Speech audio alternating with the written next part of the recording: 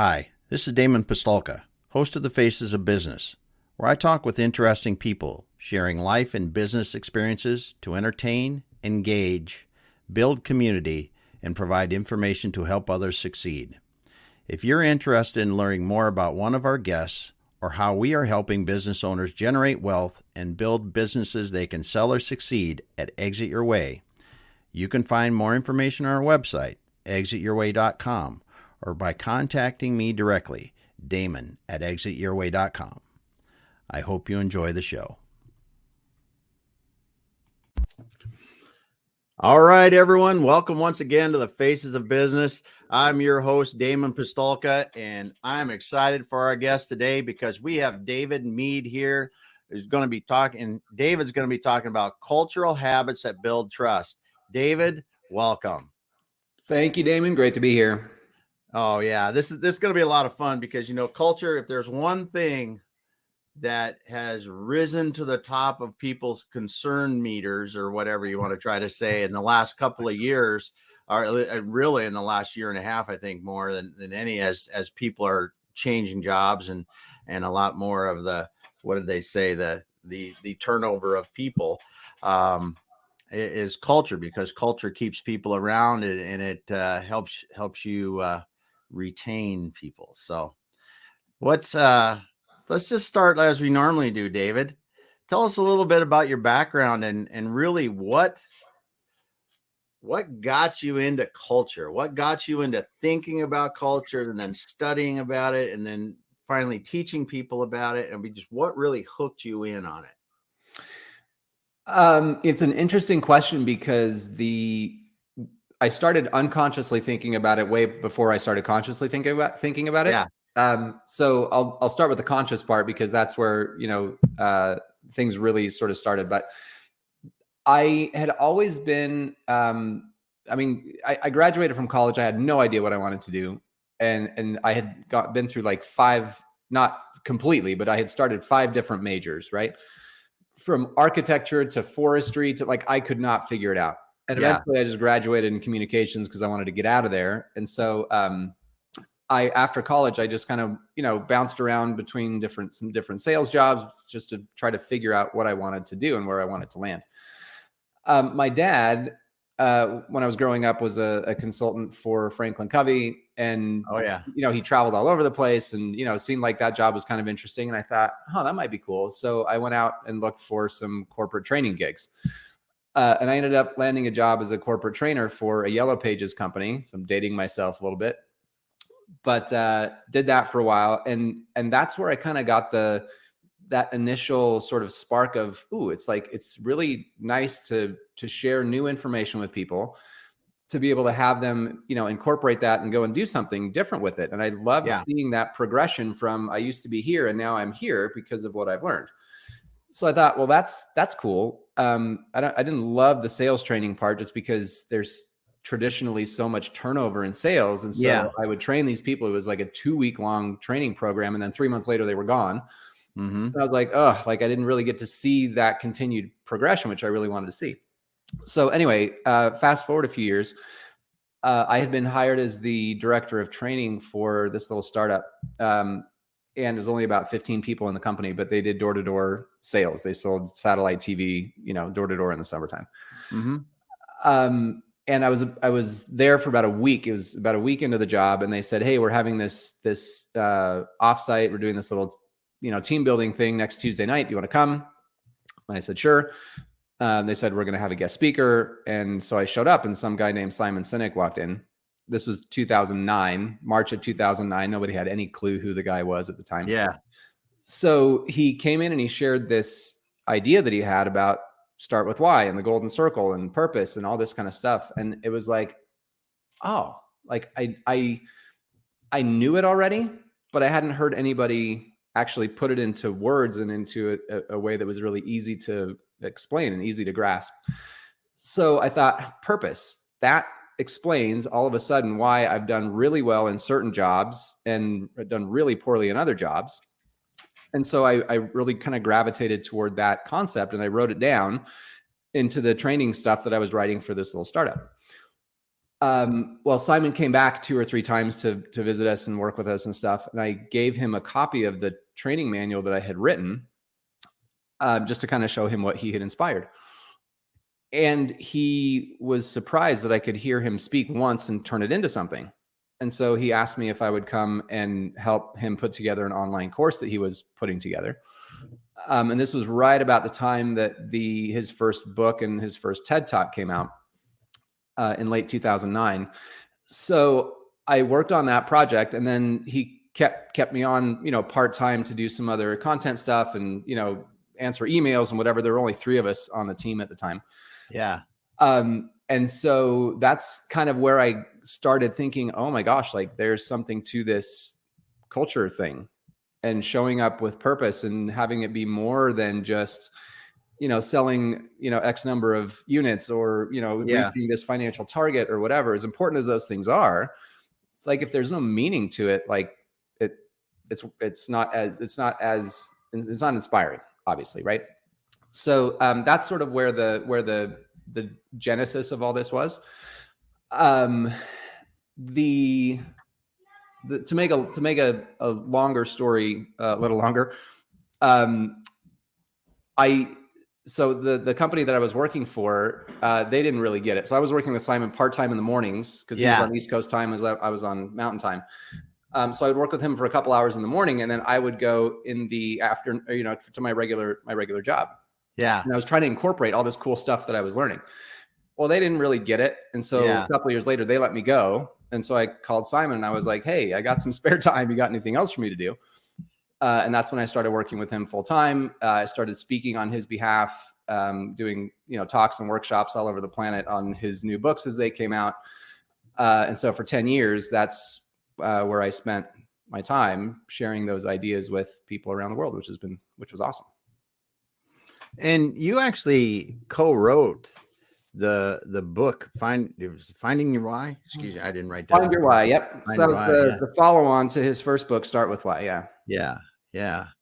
So because I gotta imagine, did you learn a lot being out talking to people? I mean, talking to them, hearing their situations. I think because not so much the message you're giving, I think is people that are speakers, they learn so much from the audience and from the stories and the things that they heard. What do you think some of the things that really resonated with you that you learned just by being out and talking to that many people? There were so many. So in that time, I was, I went and spoke or did workshops for about 225 companies. Yeah. So, this specific conversations sort of all, blend together. Yeah. But there were definitely patterns that I noticed, right? Yeah. And these are patterns that have influenced the work that I've done since I left Simon in 2019. Yeah. But a huge one was, you bring an entire company or a team together for an offsite, right? Which is usually where I would go to speak or give a workshop. Yeah. So every 6 months, every year. And they would always get up and they would, not always, but often they would get up and they would talk about our vision or our purpose, or this is our why, because we have a speaker coming in to talk about the why, right? And usually the way they talked about it was completely wrong. It was not a purpose or a why or a vision at all. It was just like a different way of talking about their metrics that they wanted to hit for the year. But they would, and I was just like, you could feel the eye rolls right from the back of the room. Yeah. Like, oh my gosh, okay, here we go again. We're going to talk about this, once every 6 months or once every year. And then when we go back, we're never going to hear about it again until we come back to the next offsite. Mm-hmm. So that was one huge pattern, is companies would say all the right things or try to, instill this purpose or this idea of something bigger, some meaning to the work they were doing, but they didn't follow through on it. So that was one huge pattern that I saw. And that was on a company level. The other thing is I noticed such a presence of what I call a facade, right? Where you say the right things to the right people. You be careful what you say to certain people in certain positions of authority. You pretend like everything's okay. You love your job. Everything's great. But when you are in the side conversations with the people that you actually trust, it's a completely different story. So the idea of, showing up to work and sort of putting on this facade and not really being able to let out what we're feeling, who we are, what we're concerned about, what we care about, because we're afraid that we're going to get in trouble, or that we'll be made fun of, or that we'll be, put on some sort of list of people who are that way, or whatever it is. Like we kind of pretend that everything's rosy and fine. Mm-hmm. So those are a couple of the big things that I noticed as patterns across these organizations. Yeah. Yeah. So as you looked at the companies that said the right things but didn't do the right things, what were some of the characteristics that you saw of companies that you went to, and they were saying the right things but weren't doing they were saying the right things, but in essence they weren't carrying out the right things? What were some of the characteristics in those companies that actually took to heart what you said and made the changes, compared to the others that just kept saying what they thought and do it? Was there more, you think, that was it like a top down buy-in on culture and then really changing the way they operate on a daily basis? What were some of the things that you saw them have to do, or characteristics that made you go, these people might do it? That I wish I could answer that question, but here's the thing. For most of the time, I shouldn't say that. For all of the time that I was with Simon, it was kind of a one-shot engagement, right? So I'd go give a talk, or I'd go give a workshop. In rare cases, sometimes a company would have us back because they'd have, like a leadership summit in different parts of the country, and we do it, 3 or 4 times. But that was it. And so we didn't really do any a lot of follow on. We didn't follow these organizations or work with them for, enough time to be able to see that transition happen. I know it did, because if you look at, look at me as an example, right? I was just a guy that was sitting in Simon's audience, and I thought, oh my gosh, I want to do something with that. And I've completely shaped my career around it. So I know that there are hundreds, if not thousands, of individuals who were sitting in these audiences, whether it was me or Simon or somebody else from our team, who genuinely took this stuff to heart and either made changes on their own team that they led, or in their own personal leadership, or maybe because they couldn't do it where they were, they left and did it somewhere else. Mm-hmm. But I don't have any specific examples for you, which is one of my focuses now. How do we get that stuff implemented so I can see that? It's the same issue that I had with the sales training, right? I want to see people go from here to here. Yeah. And if you only work with them once, you don't get to see that. Yeah. And so that's where my focus is more on, how do I help people over the long term? Awesome. We'll talk about that a bit more as we go on. So you've mentioned one thing that I really, really would like to dive into just a little bit more. And that's about people bringing a facade to work, or putting on a different face when they come to work and everything's okay. Why do you think we still are not fostering more of because so many people, you can't just bottle that up forever. It just festers and gets ugly. Oh, there are some people that would argue violently with you about that. That you absolutely can bottle it in there, and work is not a place where you let that stuff out. Come on, man. I guess you're true there for someone, but there's life happens, and when we look at when you look at the makeup of the workforce across the globe, it's ever changing. We have different ages, we have different ethnicities and different backgrounds, and even within a given geographic area. Mm-hmm. And I just don't understand where leaders are still thinking that way, because there's too many variables to be able to live this rigidly and expect that. I think so here's the thing, and I'm going to go back just because it ties into what I'm about to say, but going back to your last question of, what is it that caused these people to say, you know what, I'm going to make this change, or what changes have I seen? So while it's true that with the, most of the companies that I've worked with, or at least when I was with Simon, I wasn't able to see that step change for people. However, I've talked to enough people who have made the change already, not necessarily because of me or because of anything else. Yeah. There's so many people out there talking about, culture and leadership and all this stuff that have made that change, that I've also gotten a sense of what type of leader it takes to go from here to here. So I know that I've experienced that myself, and I've seen it. I've talked to people who have made that change. So I've got some insights there. And now I forgot the question that you just asked me. Well, that's Go ahead. Go ahead. Sorry. Well, I was just gonna. I thought I remembered, and then I didn't. All right, that's ask good. me the last thing that you asked me. I didn't write it down, so we're just move on. No, I just think these trusted conversations, or like if I'm talking to you and we're friends at work, and I'm telling you how I really feel, but I can't go tell my supervisor, my whatever, someone else in the company that I'm really having trouble here, and that to me, it affects the businesses so much.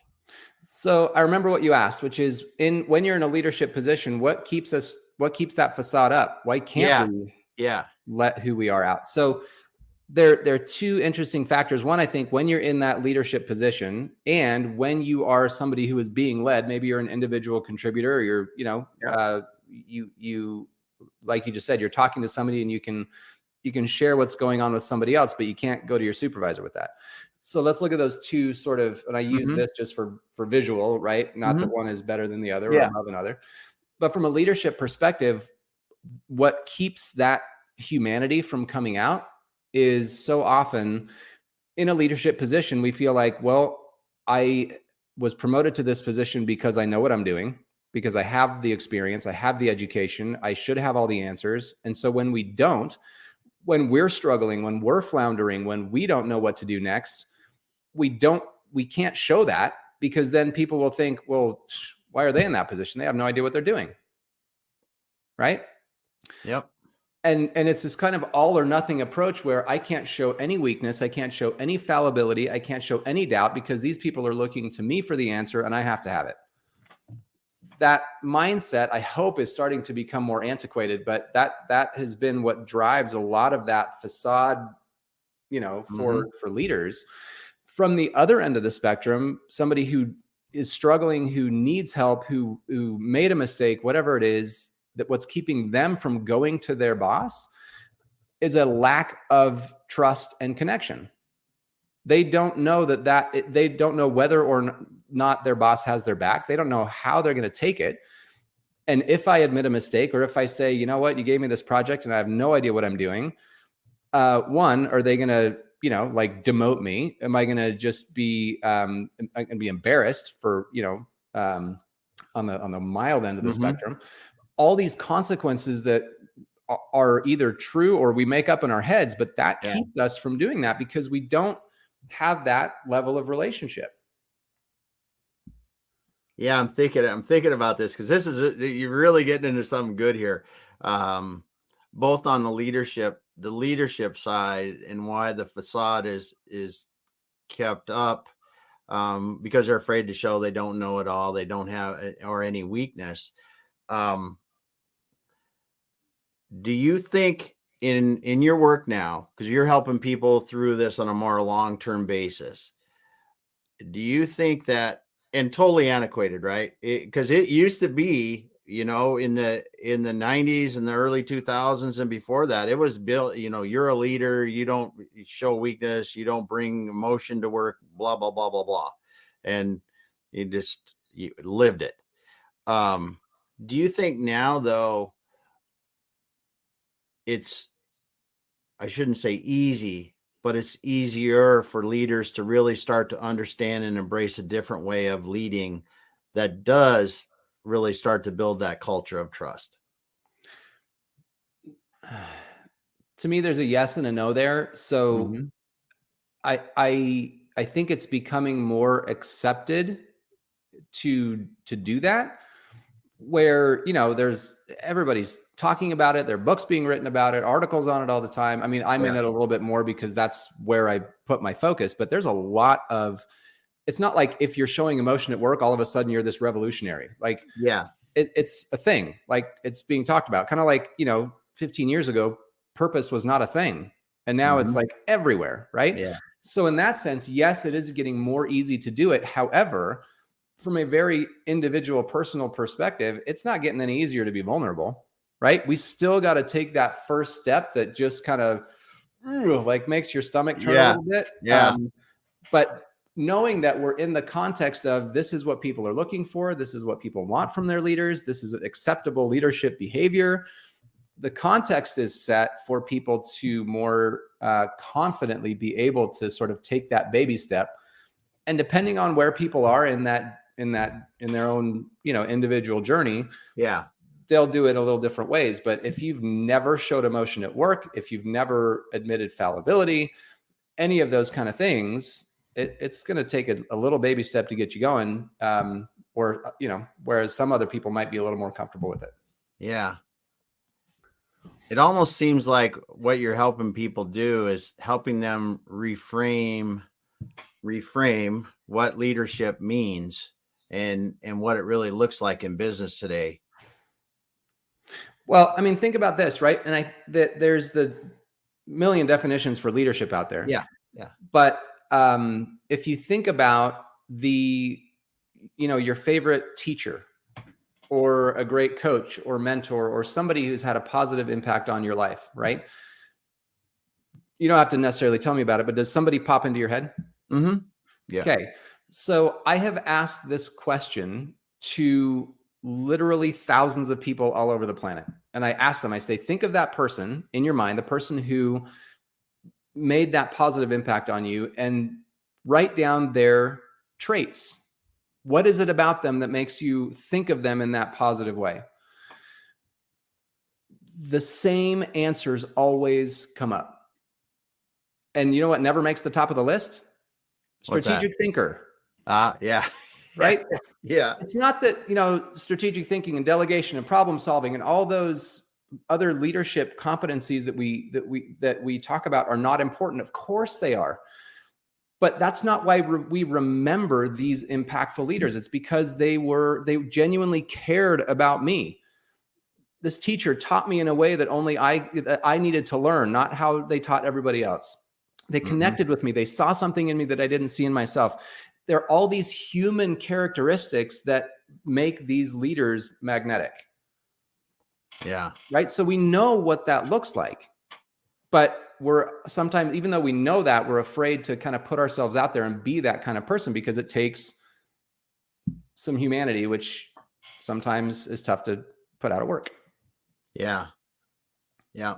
And I think too, it's, if you're the highest level executive in a company, I think honestly, it's easier to go one way or the other because you don't have other people. But if you're in the middle of a company somewhere and you're trying to live this kind of way and lead this kind of way, it may be not accepted, by your supervisors to be this way.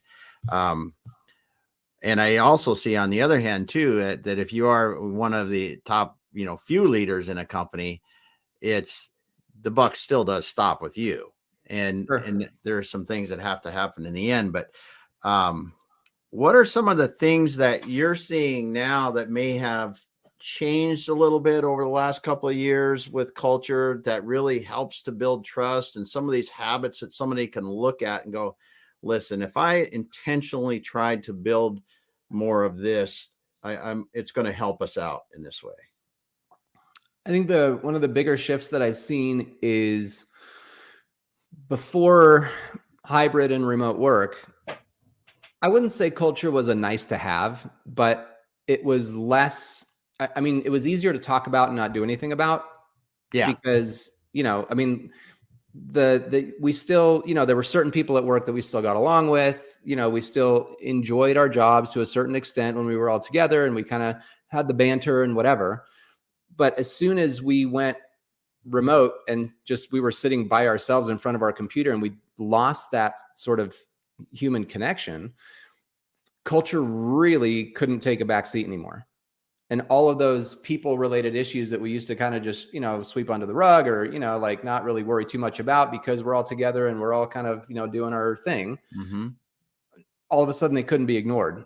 So that is one thing I've seen is leaders were not prepared for the most part. Again, I'm generalizing. Yeah. A lot of leaders were not prepared to sort of, what's the best way to say it? To sort of break into or break out of this sort of work environment of the four walls of our office.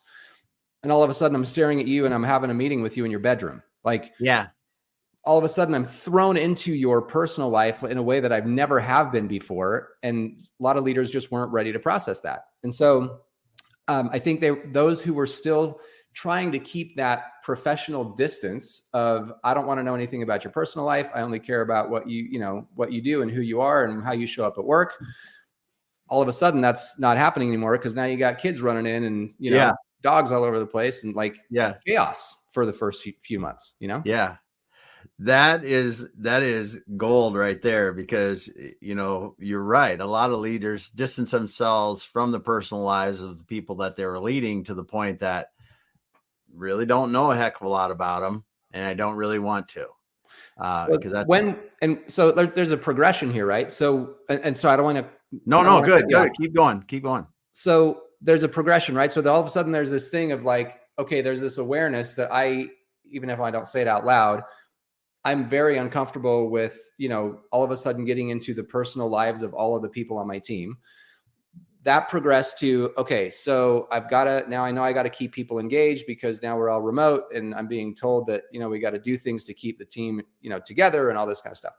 So there were so many ideas, great ideas for how to do that, right? Happy hours once a week on Zoom, or, little games before a meeting or like all these things. And so you can do those checklists and you can say, okay, I did that. But people were getting so burned out from being on Zoom all day. Nobody wanted to show up to the happy hours because it was just like, they just felt like we're doing this just to do it. Yeah. So there's this progression of, I have no idea what to do to, okay, here's some things I'm going to try, even though I don't know what I'm doing, and that's okay. But where it really gets to the effective part is when it's not what you're doing, it's who you are being. It's how you show up to those things that you're doing. So rather than doing it as, okay, if I do these 5 things, I'm going to engage my team. It's, okay, how do I genuinely care about the human experience of the people that I lead?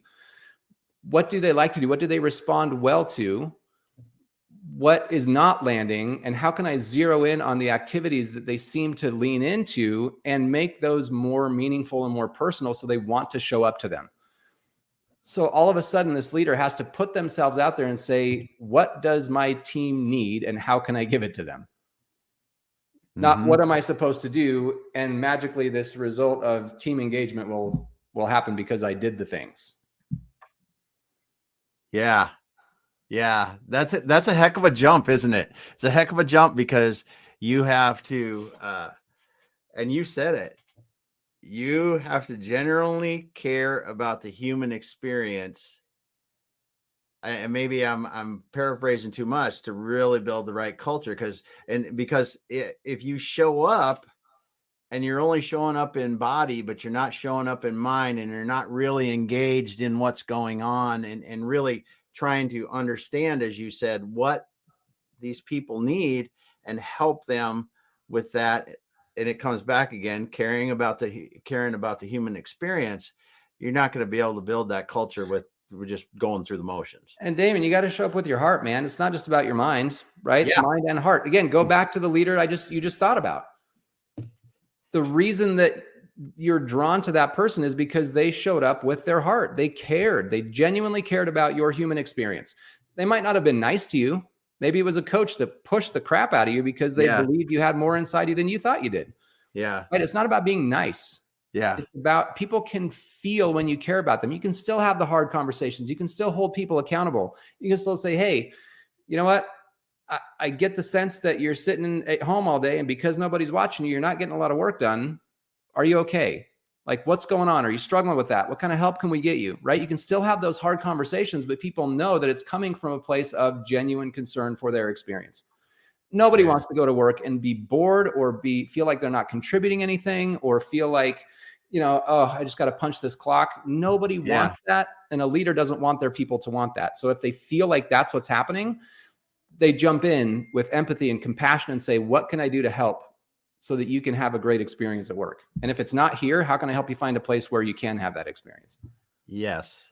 Yes. And it's funny you just said that, because we were just talking in a meeting and one of our clients earlier today about that very thing. It's like, listen, if this is not the right environment and culture for somebody, we need to encourage them to find the place that is right for them, because that is what's right to do.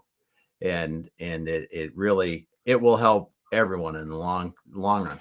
So let's come back. You said show up with heart. I really like that, because it is what they have to do. They really have to show up differently, not just to robotically go through the motions, but really to think at this deeper level and help the people that they're leading be successful in their lives and their professional lives, so that the organization can be successful. Yeah, I'm not advocating for a hippie fest where we all, hug and sing kumbaya. Like, we need to grow the business and get results. Yeah. But if you think about, what does every organization care about? They care about performance.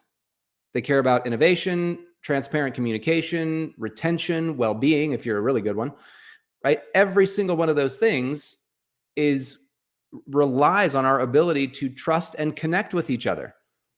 Think about it. If we work in an environment, virtual or in person, that is devoid of trust and connection, if I show up and I don't trust my boss, I don't connect with the people on my team, I'm not friends with them. Like, yeah, on the surface, we can have a nice conversation about the game last weekend, but we don't genuinely know or understand them.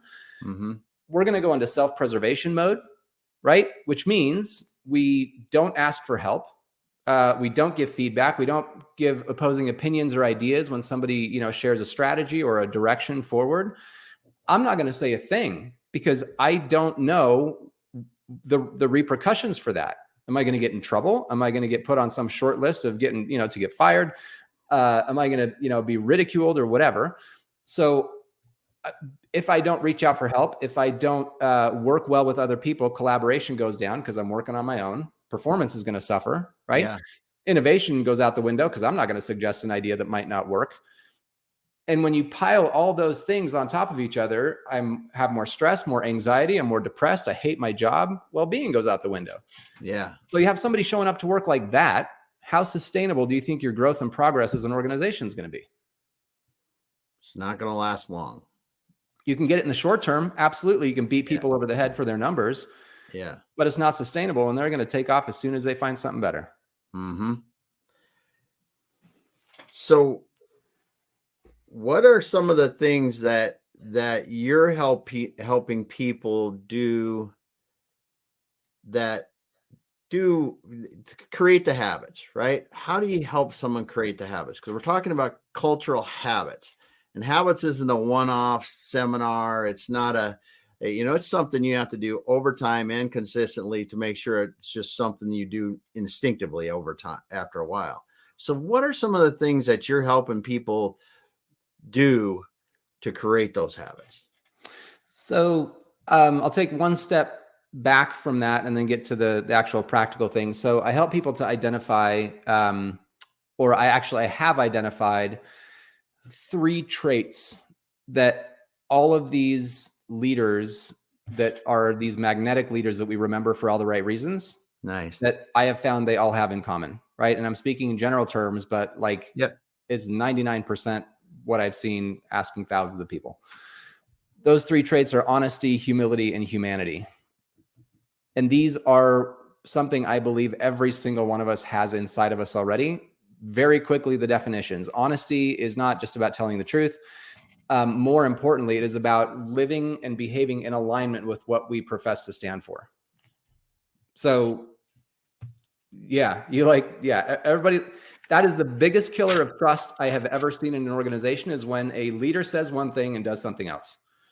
So honesty means that we are in lockstep with what we what we stand for. And when we veer off course, not if, but when, because we will, because we're human and we'll screw it up, we're honest about that and willing to do the hard work to bring ourselves back into alignment. Humility is much what you think it is. It's about admitting our weakness without getting defensive, and importantly, admitting our strengths and our abilities and the things that we have without letting ego get in the way, but asking ourselves, how can I use these things to lift up the people around me, right? The humility to give what we have away. Humanity is what I talked about a minute ago, is having that genuine concern for the human experience of the people around us, doing the little things that just help people feel seen and heard, know that they're valued and valuable, know that we have their backs, that they have a place with us, right? So honesty, humility, humanity are the three traits that they have to become part of our character if we're going to become these magnetic leaders, right? Mm-hmm. So how do you do that? The ideas are great, that they're traits, but how do you actually put them into practice? And so when we get to the habit stuff, this is where I don't prescribe anything. I've put into practice some things that work really well for me, and I give those as ideas so that people can think, okay, based on my personality, my role, my situation, this is what it might look like for me. So I'll give you an example. I can give you a couple more, but I'll start with one. So for honesty, as far as living in alignment with what we profess to stand for, right? I have 4 core values that I try really hard to live by. And every week I pick one of them. And it's an action, it's a verb, it's something I can actually put into practice, right? So every time I go through a doorway, at home, at the store, at church, wherever it is, I don't care. Every time I go through a doorway, I repeat in my head that value for the week. Wow. And it reminds me, when I live this value, this is what it looks like. And it absolutely changes the way I show up to interviews, to, engagements, client calls, interactions with my kids, my wife. Yep. Right? Am I perfect at it? No. Am I going to screw that value up every once in a while? Of course. But thousands of times in a week, I'm reminding myself what that value looks like. Then the next week, I pick the next one and I do that. So tens of thousands of times a year, I'm pounding my values into my brain, and it absolutely affects the way I show up. So the whole idea behind these things is, how do I make these actions as frictionless as possible? Rather than giving people another to-do list of, oh, geez, now I got to do all this stuff to create this habit on top of what I've already got going on. Every time you sit in a chair, every time you walk through a doorway, every time I think it's Atomic Habits. Yeah. What I'm talking about. He talks about habit stacking, right? What are you doing anyway? Stacking. And just tack on something else right with that same habit. So do the things that you're already doing all day long anyway, but show up more intentionally with it. Yeah. Yeah. That intentional living, I tell you, there's a lot to be learned about when you look at what you're trying to do to help people understand these cultural habits. And when you get someone that wants to be and will put the effort in to be intentionally different, I think that piece is such a catalyst in the overall. Because yes, the habit stacking and things like you learn in Atomic Habits, but that desire and the willingness to live intentionally, I think, because we look at some people say they can't change, but I think anyone can change if they intentionally want to do that, and we'll put the effort to do it. And I think what you're saying, like your doorway reminders, I was right. I wrote that down because I think that's brilliant. Is just pick the things that you want to really focus on and remind yourself of, because it will change the way that you operate. So I don't believe that people, of course, people can change. When's the last time you moved? Or, got a new job? Or, of course we all will change. We want to change when we see a purpose in it, but people don't like to be changed. We want to make the decision. We want to set that vision for ourselves and say, okay, I'm going to walk 10,000 steps a day. For what? Just so I can, my watch can complete the circle and I can be like, oh, yay, I walked. Who cares? But I want to walk 10,000 steps because I want to live to, be able to play with my grandchildren. set some sort of a reason for these things, going back to purpose, going back to the why, right? Purpose, It's like a habit for habit's sake is going to fall off pretty quickly. Yeah. Well, and I think when you look at the cultural habits that build trust, it's great. The habits are great, but what really becomes of leaders that are displaying these habits and practicing habits and doing these things that really build that trust and that kind of relationships with but the relationships with the people they're working with and around. The leaders themselves, the people on those teams, experience a much higher, and this is not even the right word, but satisfaction in what they're doing, but because it's really a more life enjoyment, I think. Yeah, there's this, I don't know. One of the other things that people talk a lot about is work-life balance, right? I want to have work-life balance. But the way that I'm not the only one that talks about it this way, but I talk about work-life integration. Right? Yes. You are the same person. The goal is to be able to show up and be the same person at work and at home, and to be able to feel like you can express yourself and live your values and, share who you are and what you care about, what's meaningful to you in both of those places without feeling like you have to put a filter on or put that facade up and not say those things or, act or show up in a certain way because of the person that you're with or the situation that calls for. And I'm not saying we don't adapt our styles. That's fine. Yeah. But like letting out who we are and feeling like we're not able to let that humanity out just because we're at work and we have to be professional. Come on, like we're still humans. That's awesome. Well, these have been some great conversations. I do want to switch the topic, the conversation a little bit, because now you out explain your practice now and what you're doing and how you're helping people. Because we talked earlier about you've got some cool things coming out. I want to make sure we talk about that, but let's talk about your practice now, how you're helping people, what you're doing, and so we learn that. Sure. So, I mean, my big focus right now is implementation. How do we take these ideas that I talk about and put them into daily practice? So whether I'm giving a talk or a workshop or, something longer, I will always give you something to do when you leave. And I love it. Just yesterday I was talking and I'm looking at a sticky note because I wrote it down. And I was having a conversation with somebody who does instructional design because I'm putting together this online course, which I'll talk about in a second. But she said something that I love because I mentioned to her, I want people when they're done taking this course, I want them to be able to do something. And she mentioned something about taking that one level higher and saying, not what do you want them to do when they're done? What do you want them to keep doing? Wow. Right. And I was like, oh yeah. It's like, I don't want you to be able to do it once. I want to be able to help you keep doing this as long as you can. So implementation is my big thing now. So a couple of things I'm working on are I just yesterday launched a 1 week live cohort based course that covers some of these things where we really dig in, and I'll teach you, the framework obviously that I have, but the whole intention behind it is great. How do I take that principle or these principles and apply it to my own context, whether I'm a middle manager, a CEO, a stay-at-home parent, whatever it is, these principles still apply to whatever level of leadership or influence you have. So that's one of the exciting things I'm working on. That launches, the first cohort starts on November 28th.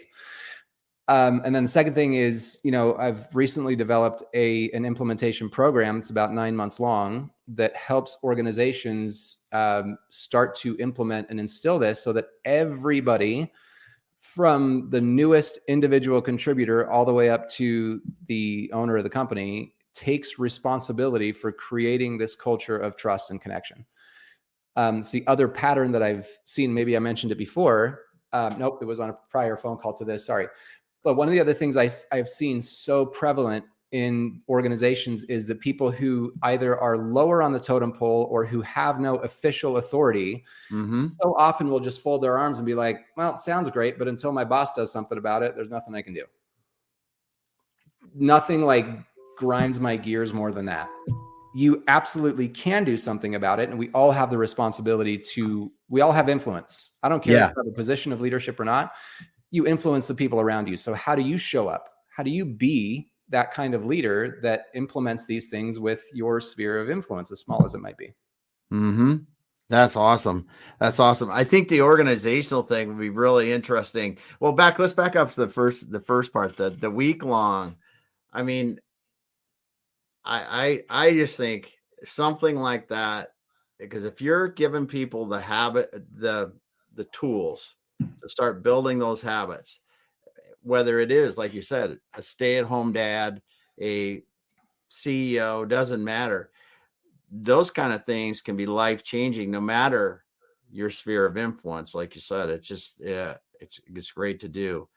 And then I think too, the longer term organizational stuff, when you're trying to figure out how this really fits together in what we're doing, the implementation help could really keep that organization making those incremental, you're going to get some jumps, but it's just that incremental grinding of going, you know what, this is kind of, we're feeling our way through it. We're continuing on, and really would be helpful because, as you said, living the way you talk is hard to do.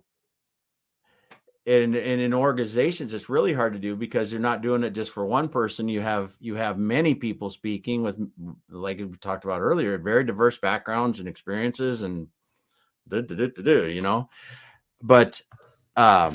yeah, this is exciting stuff. So Yeah. who are you typically helping with like the week-long leadership program? That's for individuals that want to do that, or small teams, or what do you really? I mean, it's really targeted for people in a leadership position. Okay. And it's certainly, the principles, like I say, apply no matter what situation you're in. But if you look at the landing page, it's more targeted toward, a leader within an organization. But that could expand as well. Like I said, I just barely launched it, so I may do different iterations for different applications. But yeah, very cool. And then your 9-month organizational program. What kind of organizations do you envision? Do you help? What are you looking for there? So I'm doing primarily smaller organizations or teams within larger organizations to start with. So I'd say anywhere from 20 to 100, 150 people. Very good. Oh, good stuff.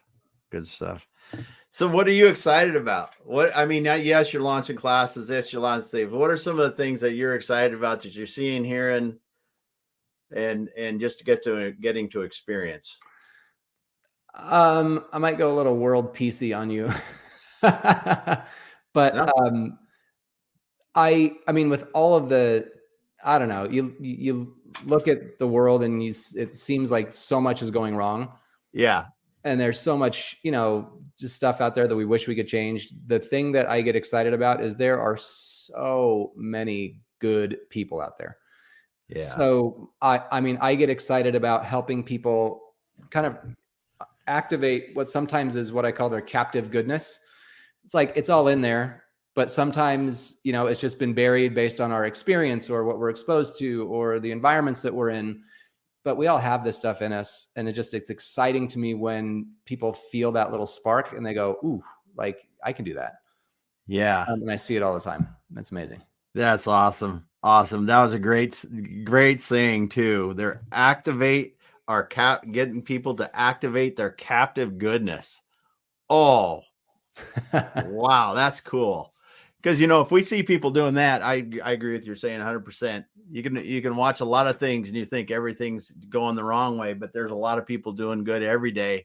And if we can do, as you said, activate more people's captive goodness, we'll just amplify that effect. Yep. It's in there. They don't have to really learn anything new. They just got to become aware of what they've already got. Yeah. And let it out. Awesome. Well, man, dude, it's so glad to talk to you today. This has been awesome. Thank you. You're welcome. Thank you. Yeah. I was able to work through some things in my own head too that was good. It was a good conversation. Thanks, Damon. Awesome. Well, everyone, thanks for being here today and listen to us on the Faces of Business. We had David Mead here talking about cultural habits that build trust. We got in some really good topics, little subsets of that. Go ahead and check out his website. I'm going to go ahead and put that in the show notes here when we're done, and check that out.